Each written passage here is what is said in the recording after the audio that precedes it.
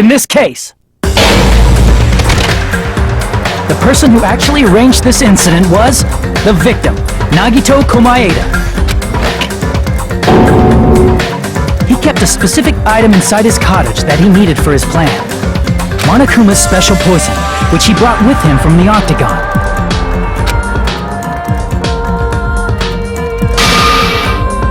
Using the gloves and gas mask that he got from the military base,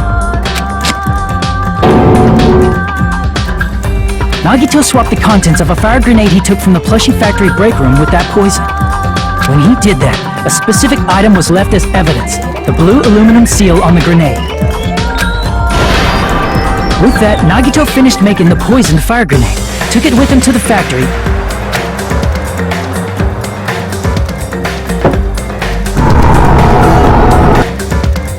and put it back with the rest of the grenades in the break room.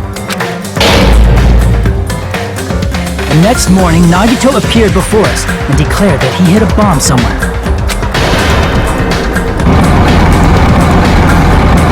While we were looking for the bomb, that's when Nagito headed over to the goods warehouse. In order to set up a fire, Nagito arranged the Monokuma panels in a line going from the door to the curtain and placed an oil lighter in front of it. From there, Nagito set his insane plan in motion. First, he hung the spear that he took from Nezumi Castle from the ceiling girder by its cord. Then he tied his arms and legs at the back of the warehouse with rope. However, he burnt off the rope on his right arm beforehand. In doing so, he made sure that only his right hand was free, while his remaining arm and legs were tied up.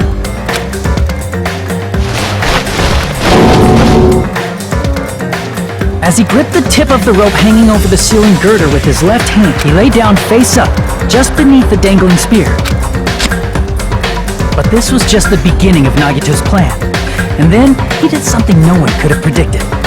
First, he covered his mouth with duct tape, and after making sure he was unable to scream,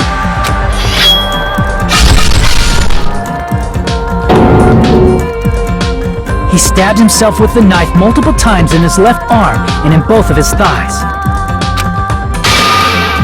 Finally,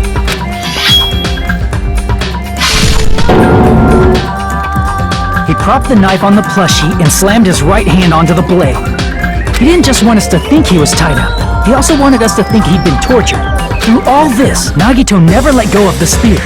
His plan still wasn't over. In fact, it was just about to begin.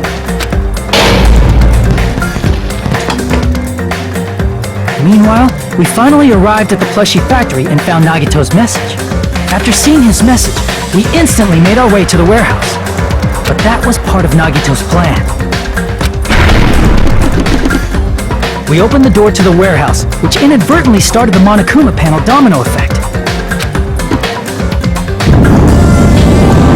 Panels fell one after another until they reached the lighter, tipped it over, and ignited the curtain. Shocked by the sudden fire, we rushed to the factory's break room to obtain some fire-extinguishing grenades. We then aimed for the fire's origin point, which was the curtain. It never occurred to us that one of those grenades was the poisoned grenade that Nagito had prepared.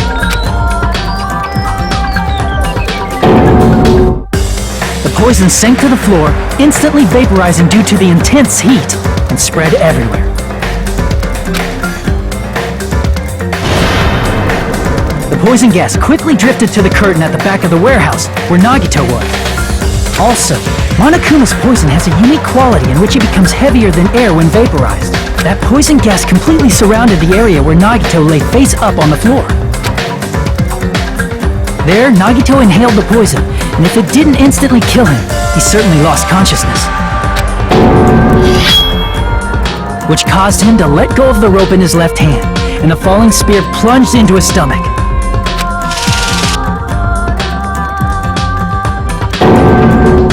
This is all the information related to Nagito's plan. His true intention was to set one of us up as the killer. At this time, we still don't know who the killer is, because the killer wasn't aware they killed someone. Try as we might, we cannot reach that truth. That was Nagito's trap. In conclusion, the fact that we can't determine the killer's identity